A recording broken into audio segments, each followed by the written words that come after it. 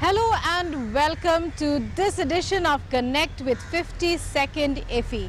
I'm Rukma with you, and over the next half hour I'll be telling you about all the day's highlights here at the 52nd edition of the International Film Festival of India at Goa. While there were screenings galore on one side, there were red carpet appearances on the other, as filmmakers from across the world and every corner of India made an in-person appearance. We spoke with many of them and also took stock of the masterclasses and in-conversation sessions. So join us for the next 30 minutes.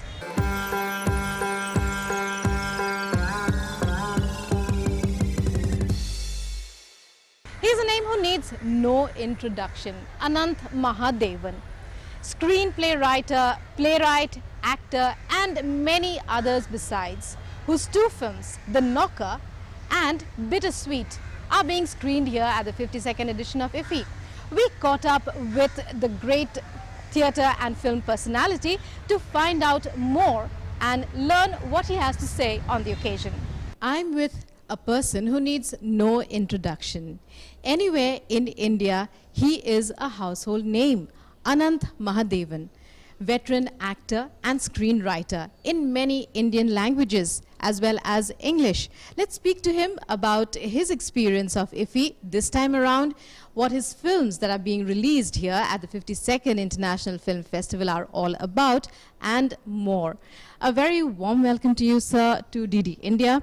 First of all, tell us about the films that you're releasing.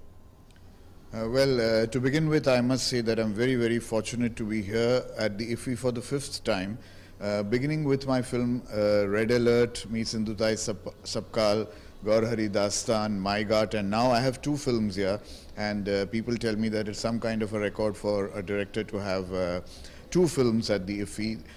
One is a short film called The Knocker, and the other one is a full-length feature called BitterSweet.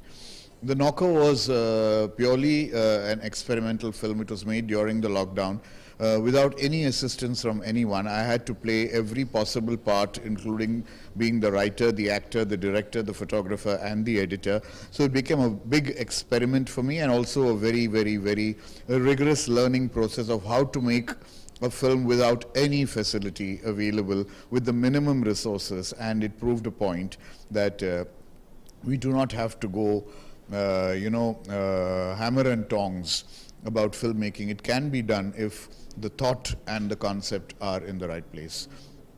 BitterSweet is a film that is a very scorching film about the women sugarcane cutters in Maharashtra and how they are subject to the survival.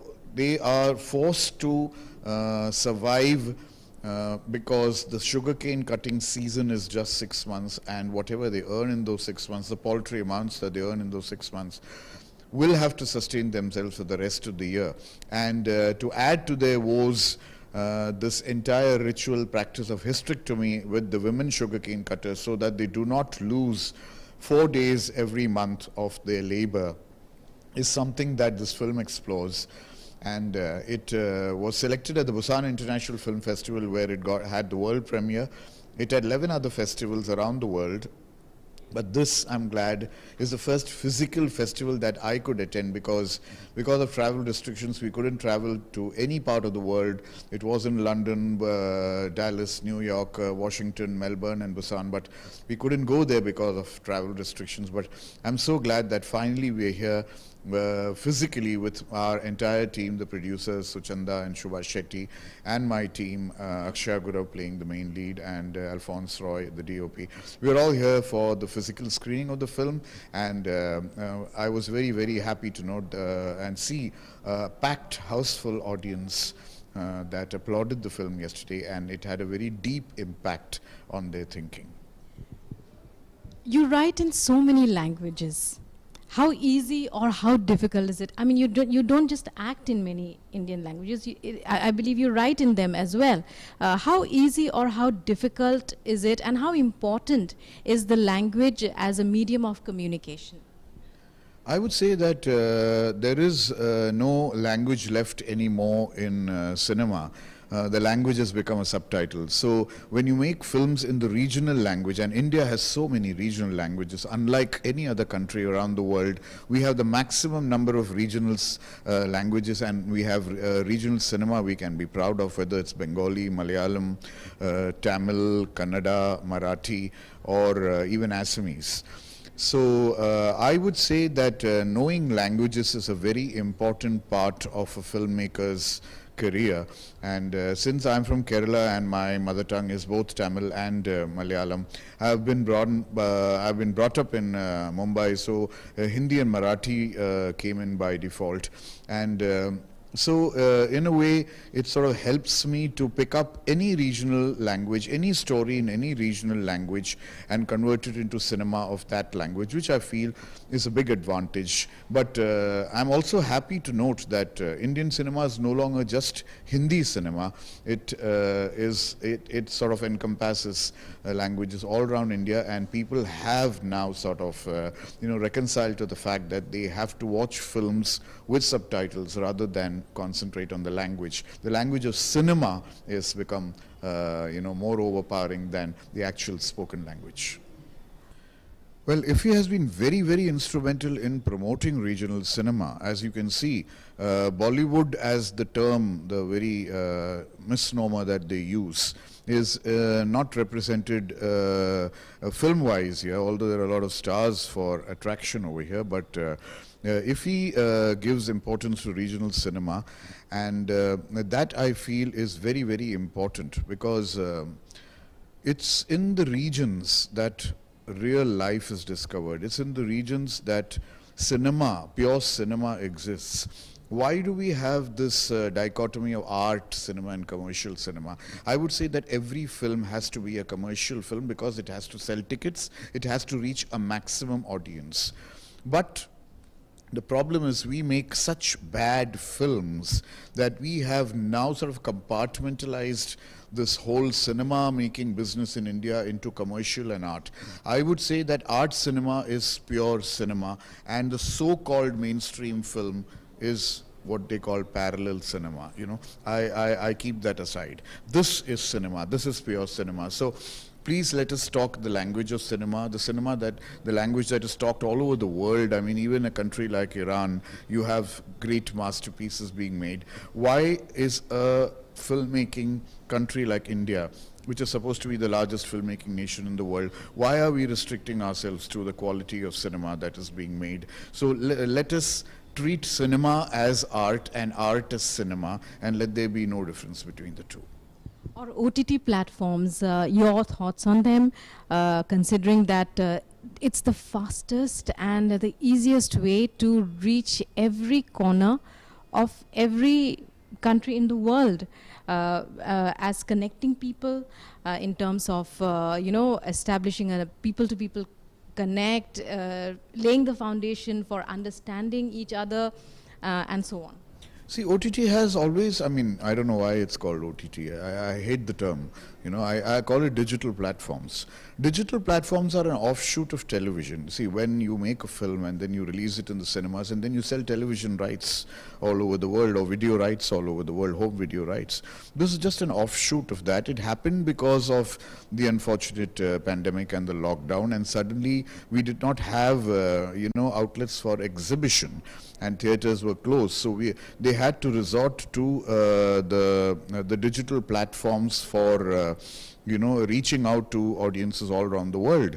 The advantage was that Indian audiences were educated in cinema, and we saw some outstanding films from all over the world, and we also made our audiences realize that a lot of work that they have been patronizing all over the years was absolute trash, and what cinema actually meant. So it has done us a favor in a way, but I, as a cinema person, and I'm sure all your audiences think the same, cinema is meant for the big screen. Cinema has to be enjoyed in a theater where there is darkness all around, and the only connecting medium is the light that comes from the screen.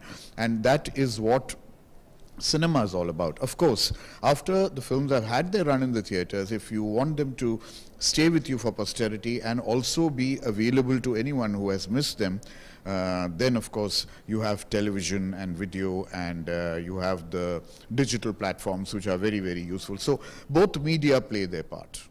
Well, many thanks, Mr. Mahadevan. It was a pleasure speaking with you, a privilege to have you here with us, speaking with DD India. We wish you all the very best, and may you go from strength to strength in all your future endeavors. Many thanks. Thank you, DD India. Thank you, viewers. And it's very important that we keep this connect going for the sake of good cinema. Thank you.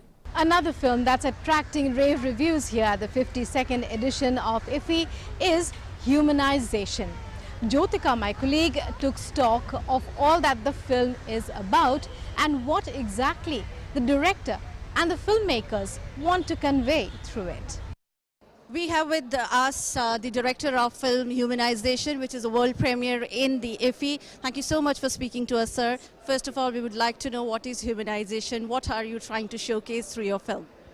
Oh, okay. The film, the film is about loss of a child and also depression and how a human being tries to find a way back from a very extremely low point of life, you know, and it goes into a philosophical discussion about what entails to be human and how a person creates their own reality somehow. So that's what the film is about. So, yes. How do you feel being part of IFFI, your film being selected in the world premiere section? How do you feel that? What are your reactions on that? We're so extremely humbled, you know, like IFFI is a fantastic film festival. It's huge, and to be part of this is so flattering, and also to be able to be invited to another part of the world, you know, like which has been so beautiful and so welcoming, you know. So we're just so extremely happy for this opportunity, you know. Yeah. First time the BRICS Festival is also happening parallel to the International Film Festival, and the films from all over the world are here. The best of the best cinema is here. How do you see that step, you know, if you're coming up with the BRICS parallelly? Also the OTT platforms have also joined hands with it. Yeah, I mean, like for the BRICS countries, I think it's a beautiful collaboration, you know, like, and there's like a big economical collaboration also, and I think like I think it's a really good initiative, you know, just politically that balances world politics in a very good way. So I think this is very important, and at the same time, I know that the BRICS are invited here, you know. So at the same time, I think it's also fantastic that we can be part of this, you know. So I'm just very, you know, like once again humbled, you know, like both for IFFI, and I'm so happy that the BRICS is invited for this. Yeah. Thank you so much for speaking to us, and all the best for your film. Yes, thank you very much. You know. Another film that's making waves here at the 52nd edition of IFFI is Thomas Kruitov's Promises. The film is about a female mayor in the Parisian suburbs in the final stages of her political career. We spoke with the director to find out more. Take a look.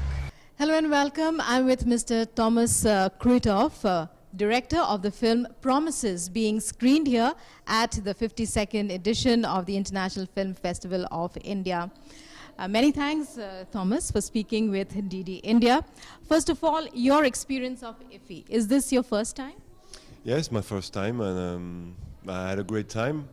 It's a very special atmosphere, very special festival. It's my first time in India, so there's a lot of new things for me here, but I think it's a very sweet place. There's a great love of cinema. There's you know, I remember it because of course, the films that I've seen, all the people that I met, all the colors that are there, and all the sounds and the music, all that makes it quite an experience, a special place.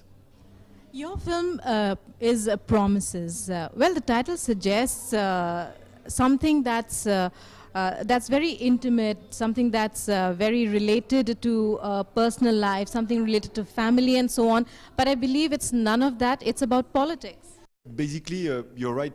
Promises is a title that I like both from an intimate standpoint, like the promises you've made for to yourself, like your personality, what was the way you wanted to act in politics, and also promises are the basic of politics. That's the basic relationship between somebody who's going to get elected and the citizen. You promise something and you try to deliver it.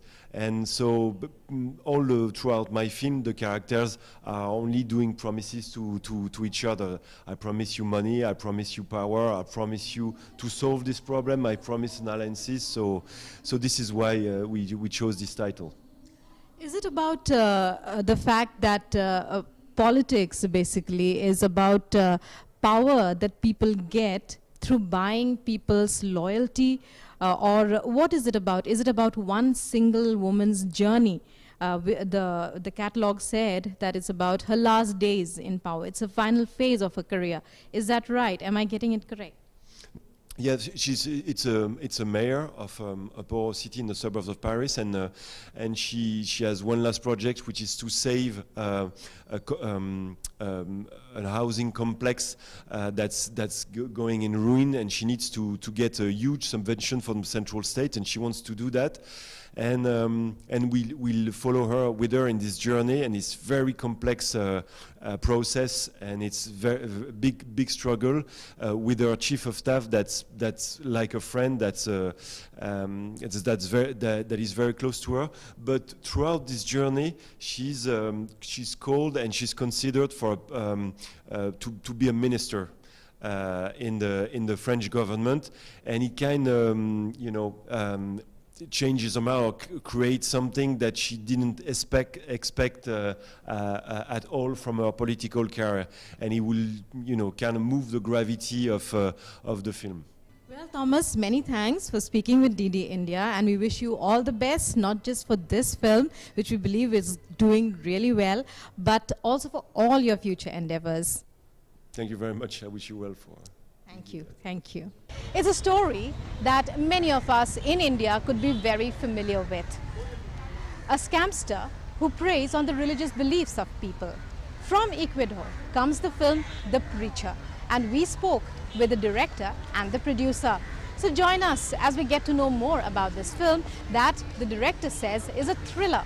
I'm with the makers behind Ecuadorian film The Preacher that's being screened here at IFFI. Let's talk to the director and the producer about what they want to show in their film and their experience of the 52nd edition of the International Film Festival of India. Many thanks, ma'am, for speaking with DD India. First of all, coming to you, tell us about yourself.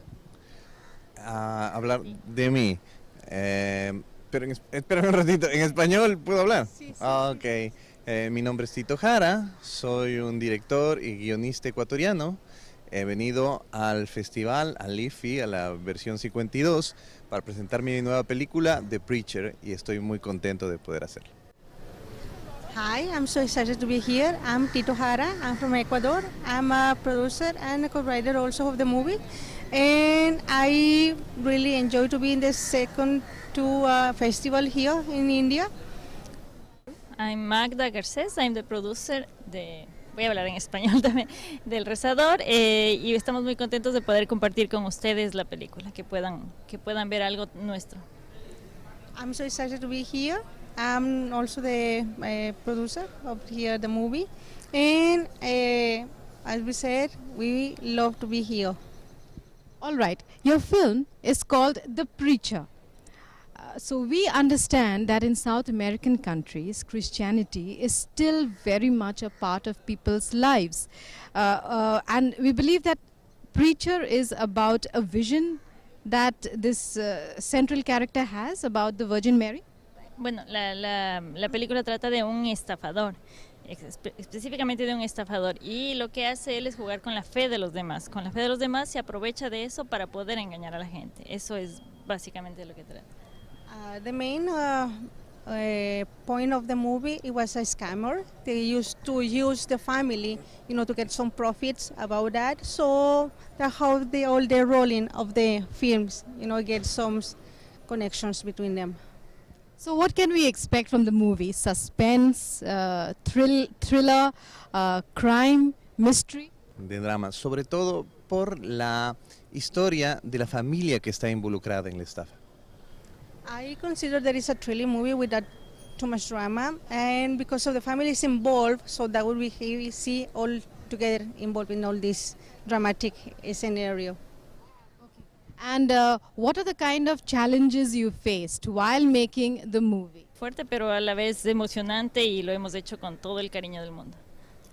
We are suffering for too many challenges. It was really intense challenges that we have been facing off, but we are really happy and so excited to be here to show it to all around you. As a director, did you get any help from a real incident? Or were you inspired by, there's so many movies like these that have been made, even in India. So give us a sense of the background. Yo conocí un rezador, the preacher. Yo lo conocí.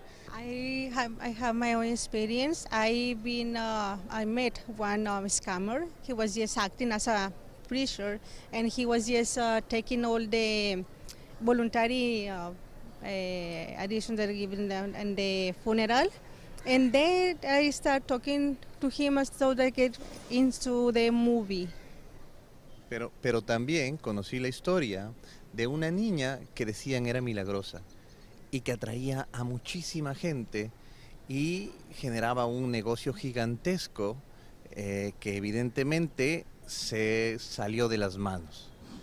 With the other hand, I have heard about this small teenager. Actually, it's a real person that she used to have those visions about Mama Mary, and I just adapt to the movie.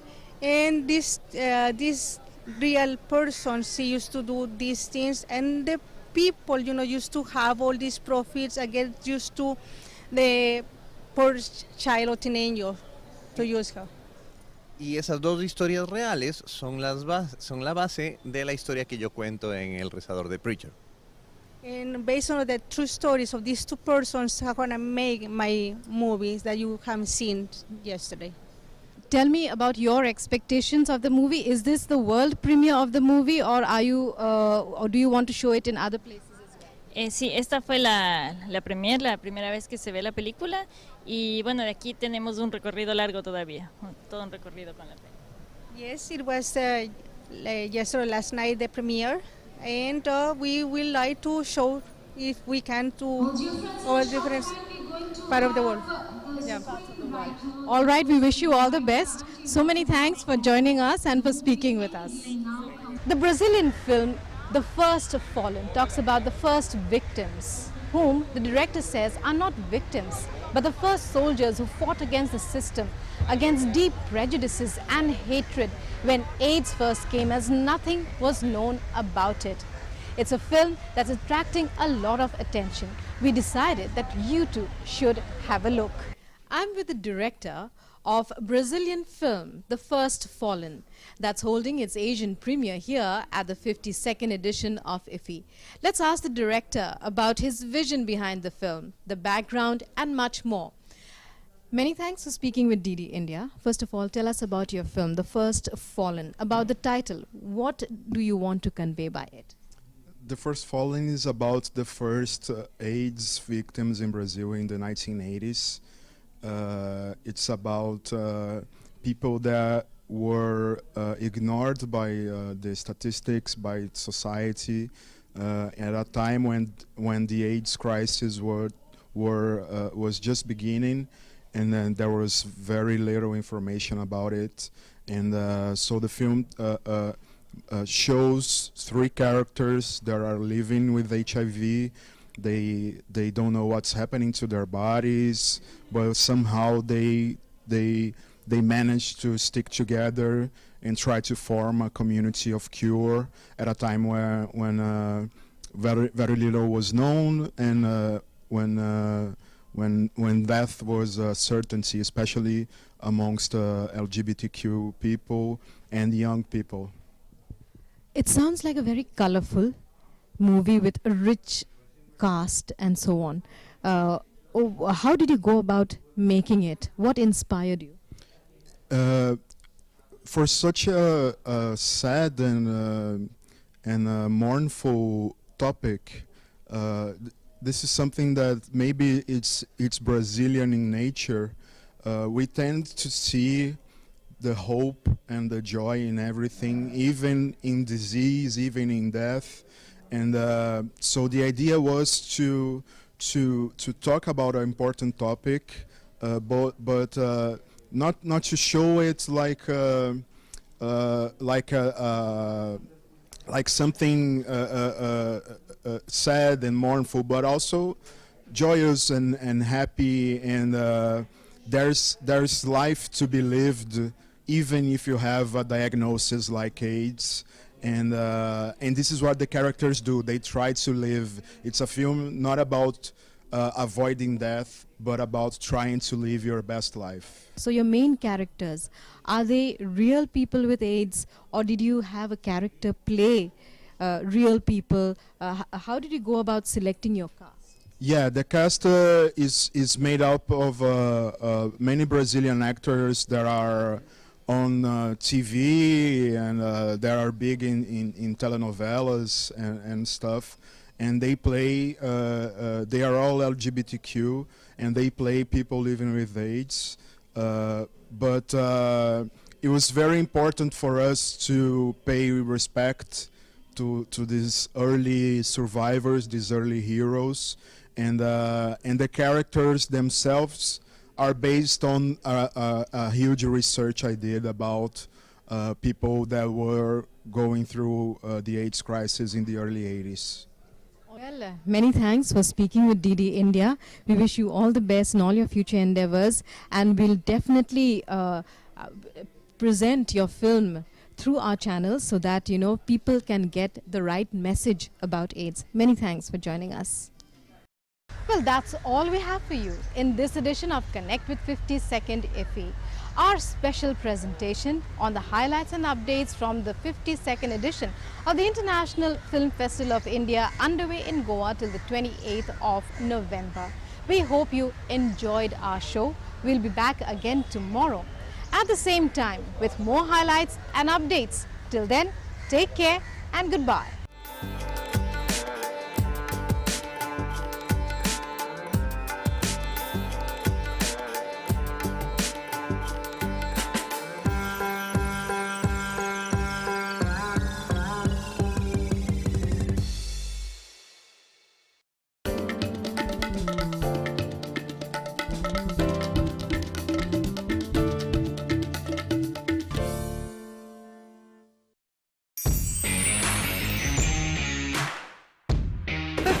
Years of cinematic excellence, showcasing the best in world cinema. 9 days of fun-filled movie viewing in the year of Azadi Ka Amrit Mahotsav. Meet 75 creative minds of tomorrow. Join master classes by eminent personalities from Paris, honoring the biggest names Martin Scorsese and Esteban Zabo. Offering more with the BRICS Film Festival, with biggest OTT players.